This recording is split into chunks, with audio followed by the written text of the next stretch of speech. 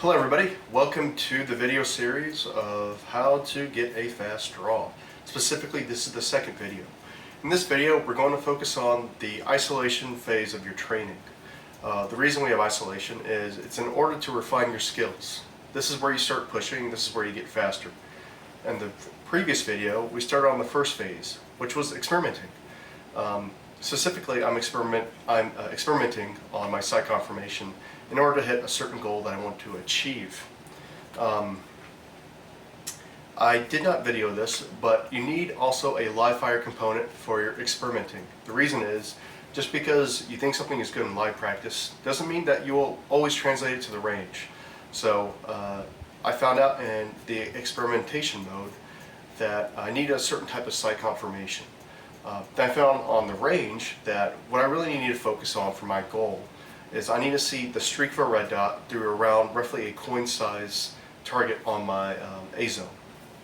As a brief review, the goal that I want to achieve in my shooting context is to earn the black belt patch from the Modern Samurai project later this year.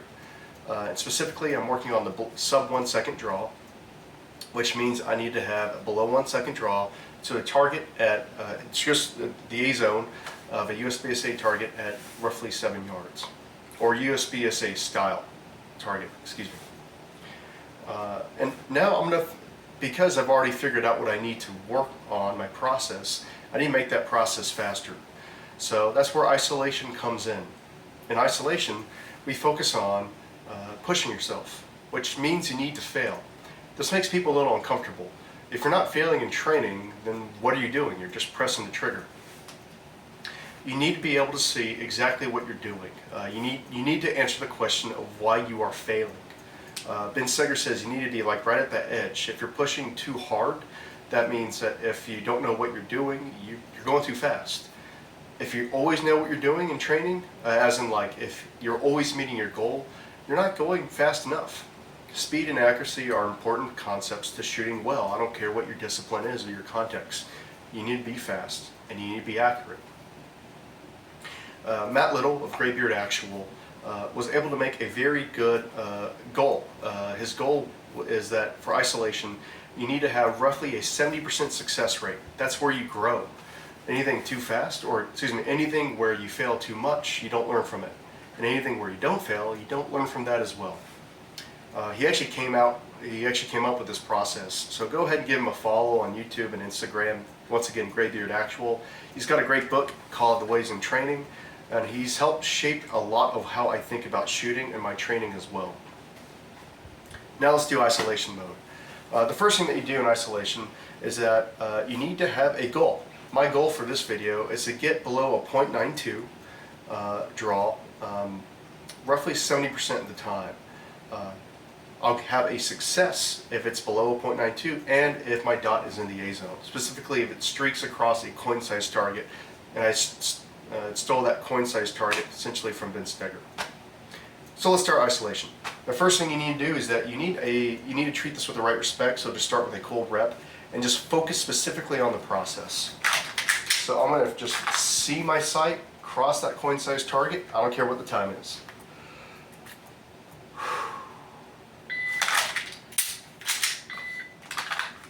That was very slow. That was a 1.08, but I need to treat this with the right respect. If I start pushing immediately, I will not focus on the process. Now I'm going to shoot roughly 10 reps. I want those reps to be good reps. If I have a rep where I have a bad grip, I'm going to bail on it. In this type of training phase, if you have a bad grip or you have a bad rep, just stop and reholster. I'm going to shoot 10 shots, and if it is a below .92 and if the dot's in the A-zone, I'm going to call that a success. Specifically, if the dot streaks across the coin-sized target. If it's outside that, or if it's past the time, I'm going to call that a failure. So let's do this.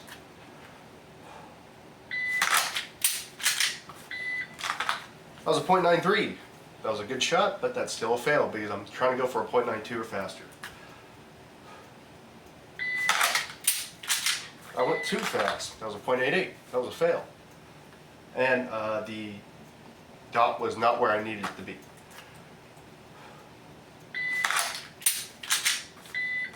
That was a .92. That was it, and the dot was where it was. That was a success. To speed things up, I'm just going to read out the time and whether or not I passed or failed.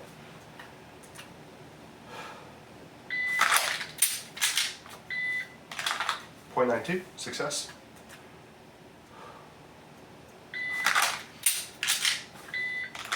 .92, success.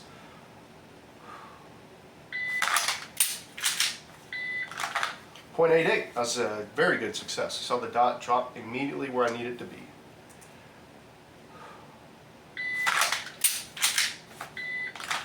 .87, that was even better, alrighty.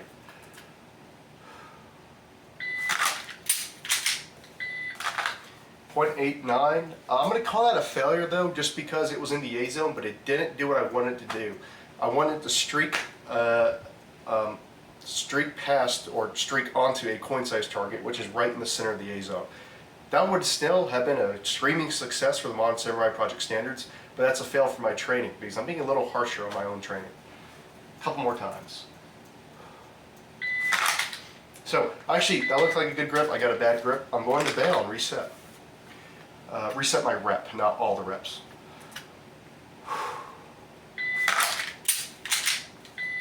90.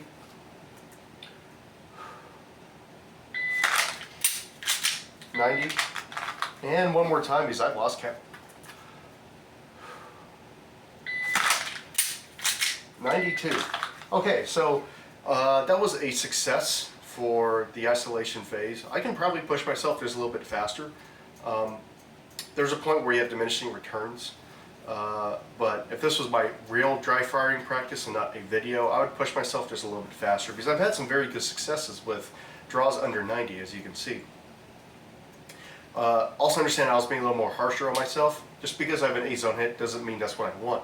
I want to see my red dot streak across a coin-sized target right here. Even though an A-zone hit is an A-zone hit, a line break is a line break, in training I want to train a little more harsher than my actual shooting test, if that makes sense. At the end of isolation, you need to get out of isolation. To me, it's very addicting. I like pushing for my goals. I need to draw myself back in. So what I'm going to do is I'm just going to focus on getting that streak across that coin no matter what. That coin size target.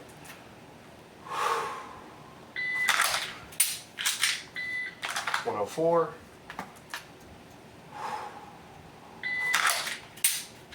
101. What I also like to do personally, I'm not recommending you do this, I like to run build drills at the end of this because for my build drill I focus on a slightly different sight conformation because of the way that I shoot. So I'm just going to run a couple of build drills.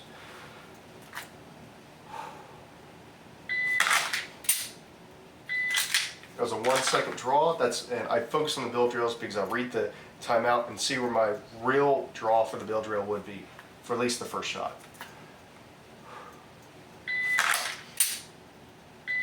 And obviously that is a, I should not have said, obviously that this is a 2 second timer, 2 second part time. One more build drill. .99. And what I did with the build drill was actually an introduction to the next training phase, which I'll make another video on. So this was a brief introduction to isolation. In isolation, you need to fail. If you're not failing enough, but there's a happy medium of roughly 70% for most people. If you're failing too often, you're not learning enough, and if you're not failing at all, you're not learning as well. Isolation needs a good solid rep, a cold rep. Then you need to have a goal that you meet 70% of the time. At the end of isolation, you need to get out of it by focusing on the process itself, not necessarily caring about the time. How you do that is either like for the draw, just a cold draw, or a draw where you focus only on the process, not on pushing. And secondly, I personally like to do build drills at the end of this because it leads into the third phase, which I'll talk about next video. Thank you for your time, and I hope you train hard. Thank you.